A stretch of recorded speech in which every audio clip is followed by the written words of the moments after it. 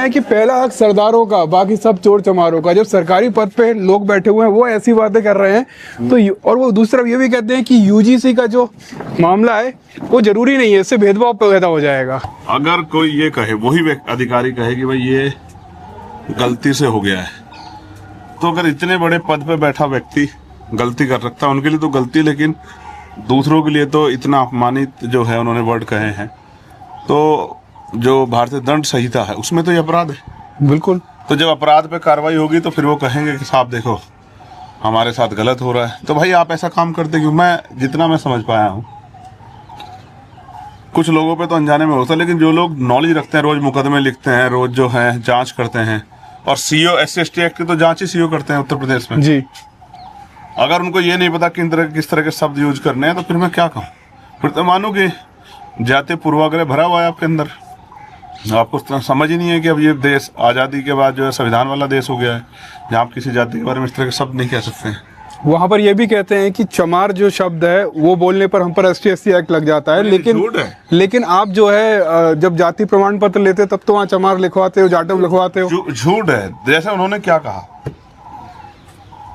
उन्होंने कहा कि चोर चमारों, जैसे आप जाति के साथ उस तरह के अपमानित शब्द जोड़ते हैं तो वो जो है ऑफेंस हो जाता है, तब वो जो है अपराध की संज्ञा में चला जाता है, तब फिर उस पर जो है अपराध बोध हो जाता है, तब उस पर फिर कार्रवाई होती है। जैसे अभी कुछ चल रहा है, वेब सीरीज चल रही है लोगों पे, जैसे अभी वो आया ना वो घूसखोर जी, हाँ, उसमें उनको बुरा लग गया, यहाँ बुरा नहीं लगा। अगर वो सिर्फ घूसखोर के बाद वाला वर्ड रखते तो उसमें क्या बुरा था? सही बात है। लेकिन वो घूसखोर जोड़ा था, उनको लगा कि भाई हमारे पूरे समाज पे ये जो है टिप्पणी होगी। हालांकि ठीक है, वो मुझे उन पर क्या कहना, हम पे तो अपने लोगों का बहुत काम है यार, क्या कहें, हम लोग काम कर रहे हैं और वो उम्मीद है कि वो काम जो है आगे बढ़ेगा। 27 में जो है चुनाव है उत्तर प्रदेश में, तैयारी आपकी अच्छी खासी चल रही है, लेकिन मैं आपसे एक सवाल करना चाहता हूँ, पर्सनल सवाल है मेरा। बैठो ना, जो मैं लेके बैठो, महाराजा बन के बैठो, महाराजा कुर्सी। मेरा पर्सनल सवाल है आपसे ये कि मैं आपको 6-7 सालों से जानता हूँ, हमारी बीच में बहुत कनेक्टिविटी भी रही है।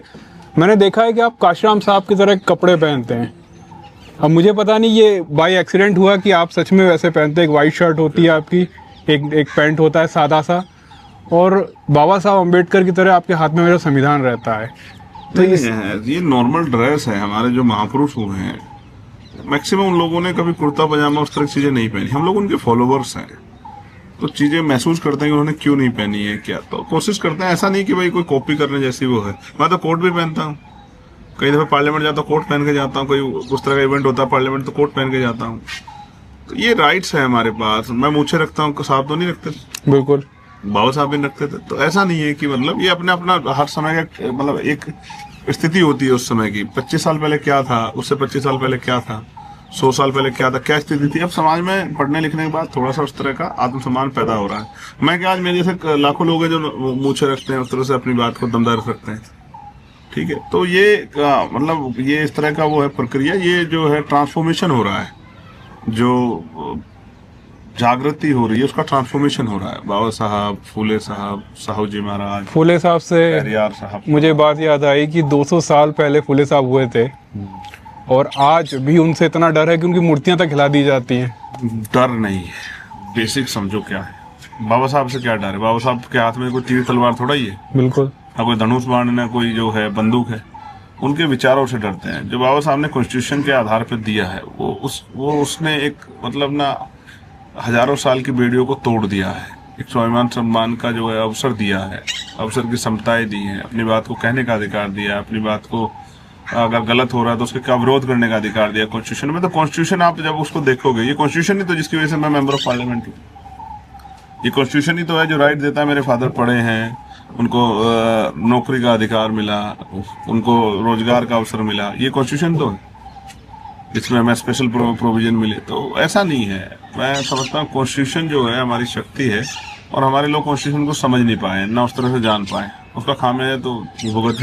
मैंने आपकी 2-3 रैलियां अभी कवर की। मैं मतलब देखना चाहता था किस तरह से जो है चुनाव में क्या होने वाला है, क्या सच में वैसा होगा, क्योंकि मैं और भी बहुजन नेताओं की रैलियों में जाता था, वहाँ काफी सारे गाने बजते थे कि इस बार ऐसा करना है, इस बार वैसा करना है। कभी दिमाग में मेरे भी बस से जाता था कि शायद ऐसा होगा कि नहीं होगा। तो मैं आपसे एक आखिरी सवाल ये पूछना चाह रहा हूँ। भूख लगी है, सुबह से कुछ नहीं मिला भाई। हाँ जी, मैं भी भूख लगी भाई। हमने कुछ नहीं खाया। ठीक है, जो है उसी में बांट के खा लेंगे। आपकी रैलियों में जो है मैंने देखा है कि अभी भी कैडर की कमी नजर आती है। कई बार ऐसा लगता है कि आप ही को कंट्रोल करना पड़ता है लोगों को। मैं सहमत हूँ इस बात से, लेकिन ये कमी नहीं है, ये उत्साह है, क्योंकि सारे पार्टी के वर्कर नहीं होते हैं।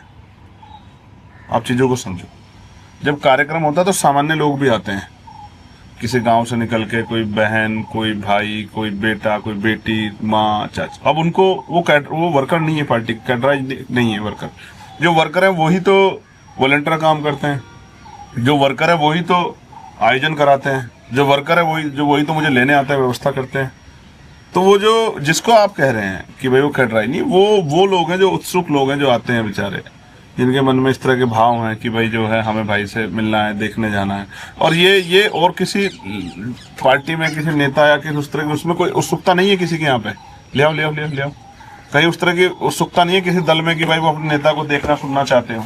इसके लिए भी मैं आभार प्रकट करूंगा महापुरुषों का, ठीक है। और किसी आंदोलन में इतनी वो नहीं है लोगों के अंदर कि भाई उसको सुनने जाए या भीड़ में खड़े। आप बताओ, ये कैडर ना होता तो एक टांग पे कैसे खड़ा रहता, जगह भी नहीं होती तो भी खड़ा रहता है। बिल्कुल ठीक है, तो वो उनका प्यार है। आप अभी लोगों को कैडर वगैरह देखने का नजरिया होता है, हर चीज को देखने का नजरिया होता है। कुछ लोग उसको जो है अपने नजरिए देखेंगे, हम लोग उसको अपने नजरिए देखते हैं कि वो हमसे इतना प्यार करते हैं कि हमारे लिए जी जान की बाजी लगाने को तैयार, वरना कहाँ पेड़ों पे चढ़ जाते हैं।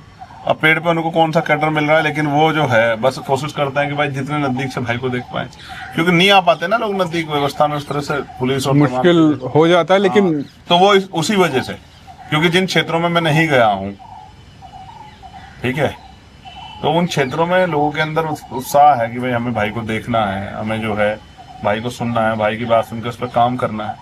और यही लोग हैं जिनको लोग कहते हैं कि भाई कैडर, इन्होंने देखो पूरी लोकसभा में जो है हल्ला मचा दिया था, 1.5 लाख वोटों जिता दिया, इन लोगों ने शुरुआत की थी। ठीक है, जब मैं थोड़ा थोड़ा समय वहां दूंगा तो उधर भी इस तरह के हालात बन जाएंगे जिस तरह के हालात पश्चिम उत्तर प्रदेश में। लेकिन ये बहुत बड़ी बात है कि वो अपना काम छोड़ के आ रहे हैं। इस पे अभी आप जो है कैडर वगैरह देने की आपने सोचा है कि आपके जो संगठन के लोग हैं उनको कैडर वगैरह भी चल रहा है भाई साहब, आप दे रहे हैं? देखो आप कैडर दे रहे हैं। मुझे नहीं, हमारे यहाँ बहुत सारे लोग इस काम कर रहे हैं। मुझे आपके लोगों की भीम पाठशाला देखने का काफी मन था। जहाँ तक मुझे पता है 50 से ज्यादा जिलों में कैडर हो गया है। मैं भी कंफर्म कराता हूँ, ऑफिस में अमित जी को फोन करना।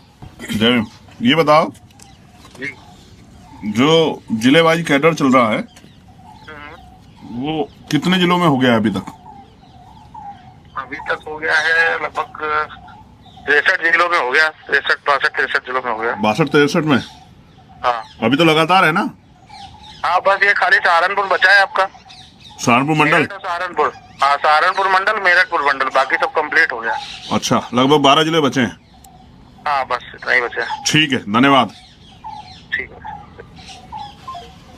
तो पिछले 2 महीनों से कैडर कार्यक्रम चल रहे हैं, 63 जिलों के कैडर कार्यक्रम हो चुके हैं। कैडर कार्यक्रम जो वो इसी की वजह से जो इतना जो प्यार जुट रहा है ना, वो लोग अब कैडर के बाद वो जमीन पे जाकर काम करें, उससे इतना प्यार जुट रहा है।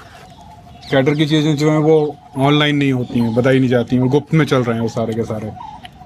कैडर अगर सार्वजनिक हो जाएगा जी, अपनी पॉलिसियां नीतियां सार्वजनिक हो जाएगी तो फिर लड़ेंगे कैसे? भीम पाठशाला का भी काम जोरों से चल रहा है। मुझे कुछ किताबें नजर आई आपके ऑफिस में, हाँ, बाबा साहब जी। और सिलेबस इस तरह का बना है कि जब बचपन में जो पाठशाला में जाएगा तो अपने इतिहास को, अपने महापुरुषों को जानेगा, तो उसको बड़ा होने के बाद जब वो कल कामयाब हो जाएगा तो उसको याद रहेगा कि हमारे महापुरुषों ने हमारे लिए क्या किया और हमें आगे पे बैक टू सोसाइटी काम क्यों करना। मनीष जरा लाना वो, देखो ये इस तरह से जो है पूरा भीम आर्मी पाठशाला जो है। अच्छा, ये कोर्स की बुक बनाई है आपने? हाँ, ये बच्चों को पढ़ाने के लिए। आ से अशोक महान, हाँ, आ से आदिवासी, आई से इंसान, बड़ी से ईवी रामास्वामी पेरियार, उधम सिंह, क्लव, उदा देवी पासी, उंगलीमान। मतलब बचपन से ही जो है उनके दिमाग में उस तरह की चीजों को डाला जाएगा ताकि वो पूछेंगे। कबीर, गंगू मेहतर, घासीदास, छत्रपति साहू जी महाराज, ज्योतिबा फूले, चंद्रगुप्त मौर्य, ठीक है, झलकारी बाई, कांत्या भील, अपने महापुरुषों को पहचानने के लिए जो उस तरह के शब्द वो करे, दीना भाना जी, नारायणा गुरु, भगवान बुद्ध, डॉक्टर अम्बेडकर, फातिमा शेख, धम्मचक्र, शिवाजी महाराज, सावित्रीबाई फूले, ललित सिंह यादव, रास्ता दशरथ दशरथ मांझी। मांझी वाला रास्ता।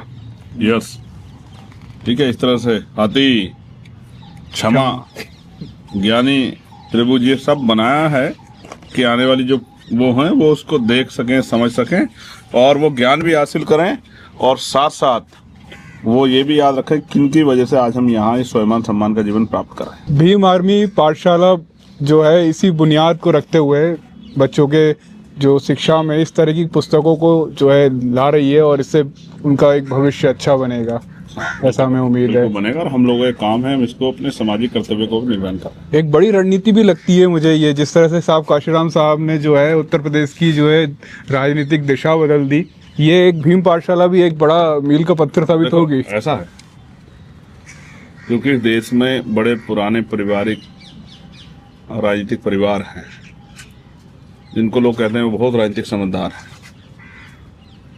और कहते हैं कि वो मछली के बच्चे को तैरना नहीं सिखाता। उनके बच्चे को पोते को कहते हैं कि वो तो बड़े राजनीतिक परिवार से, उनका कौन मुकाबला कर सकता है, उनको क्या सीखने की जरूरत है। लेकिन मैं समझता हूँ आज की राजनीति में बहुत कुछ सीखने की जरूरत है और इसका जो सबसे बड़ा उदाहरण है वो नगीना है। आप सब लोग आए थे, आप जानते थे, कोई नहीं मानता था कि नगीना हम लोग जीत जाएंगे। लोग मजाक उड़ाते थे कि भाई नगीना अरे कहाँ। कुछ लोग बड़े बड़े लोग आके भाई मजाक उड़ा गए कि भाई ये तो जो है इसको मिल जाएंगे 2-4 हजार वोट। फिर कितने मिले? इतने मिले कि वो अगर गिनने बैठ जाएंगे सिक्कों में तो वो दादा बन जाएंगे बेचारे। ठीक है, 1-1.5 लाख विनिंग, अगर विनिंग मार्जिन कोई गिनने लगेंगे तो मुझे लगता है कि महीने बीत जाएंगे उनको, अगर सिक्कों में गिनेंगे। इतना लोगों ने वोट दिया, आशीर्वाद दिया। तो इसलिए मैं कह रहा हूं आज भी लोग भरोसा नहीं करेंगे कि भाई मैं जो आज कह रहा हूं, आजाद समाज पार्टी बड़ी पार्टी बनेगी उत्तर प्रदेश की और कमजोर वर्गों में, दलितों, पिछड़ों, मुसलमानों में एक बहुत भाईचारा और एक बड़े प्यार का और सहयोग का माहौल, परस्पर सहयोग का माहौल बन गया है और इससे विनिंग पोजीशन बनेगी आजाद समाज पार्टी के प्रत्याशी की। आप देख लें। यूजीसी जो है आप बोल रहे हैं, लेकिन मुझे ऐसा लगता है कि अगर यूजीसी का विरोध करते हैं जनरल के वोट कैसे मिलेंगे आपको? मतलब मैं जा ही रहा था, मेरे दिमाग में सवाल आ गया। जो अच्छा आदमी होगा वो हमारे कार्यशैली को वोट देगा, हमारे अच्छे कार्यों को वोट देगा। जाति धर्म के आधार पर हम किससे वोट की उम्मीद कर ही नहीं रहे। हम सही काम कर रहे हैं, जो न्याय का, संविधान का, सामाजिक न्याय का पक्षधर होगा किसी जाति का, वो हमें वोट करेगा। क्या मैं ये किताब ले जा सकता हूँ अपने साथ? नहीं, आपकी तो पढ़ाई पूरी होगी, अब दोबारा से पढ़ना चाहते हैं? नहीं, मैं लोगों को बताना चाहता हूँ कि भीम आर्मी जो है किस तरह की माध्यम से लोगों पे चली जाएगी। हाँ, मैं फिर भी, अगर आप चाहो इसको ले जाना, ठीक है, तो मैं इसके लिए बात करता हूँ कि ये जो इसकी जो कॉस्ट है वो हमसे आपसे ले लेंगे। जी भाई, बिल्कुल ठीक है, बिल्कुल। क्योंकि अगर आप स्टूडेंट होते तो हम आपको फ्री में देते, तो आप स्टूडेंट तो हो नहीं, इसलिए जो है जी भाई, हम दूसरी छपवा लेंगे। जी भाई, ठीक, कुछ हो इसमें अल्फाबेट पूरे वो किए गए और 1 2 3 को भी उस तरह से। बिल्कुल बिल्कुल। मतलब यहाँ बुद्धा से लेके हर चीज उस चीज दिखाई गई है। ठीक है, और ये बच्चे जो सीखते हैं बचपन में, उसको भी ABC को भी उस तरह से राइटिंग सीखने के लिए भी वो किया। मुझे आपकी रणनीति जो है ना बहुत ही बड़ी लग रही है और कई सालों की लग रही है। नहीं, ये बहुत तो लंबा प्रयास है भीम आर्मी आजाद समाज पार्टी के लोगों का कि कमजोर वर्गों के लोगों में, देखो महामना राम सुवर्मा जी हैं जी, साहू जी महाराज हैं, पेरियार हैं, ठीक है, कांतिया भील हैं, संत तुकाराम हैं, सम्राट अशोक हैं, गुरु रविदास जी हैं। ठीक है, इस तरह से एक प्रयास किया गया है कि आने वाली पीढ़ियां भी, उधम सिंह जी हैं, वो अपने इतिहास को जाने। ठीक है, नारायणा गुरु हैं, कपूरी ठाकुर है, कार्ल मार्क्स हैं, कबीर साहब हैं, लाखन पासी है, ललई सिंह यादव है।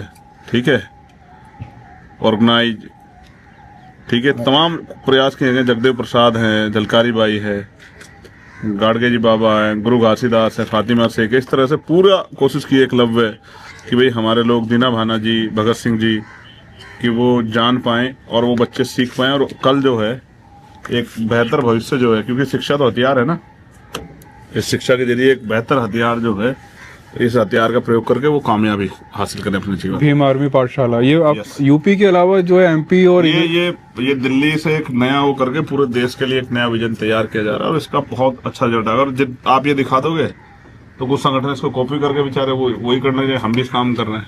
हम तो ऐसे ही ठीक है, हम तो सामाजिक उसका काम कर रहे हैं, तो ठीक है। नहीं, बच्चों में एक अच्छी ऊर्जा आएगी और वो एक नई सोच के साथ आगे बढ़ेंगे। मुझे बहुत अच्छा लगा ये सब। इसके पीछे सब कुछ समाज, बिल्कुल बिल्कुल। ठीक है, जी भाई, क्योंकि ये वहां भी जाएगी जहां हम चुनाव नहीं लड़ेंगे, बिल्कुल। और वो बच्चे वोट ही नहीं करते ना। आप समझो हम किसको प्रभावित करें, बस हम उनको प्रेरित कर रहे हैं कि अपने महापुरुषों को, अपने इतिहास को जान।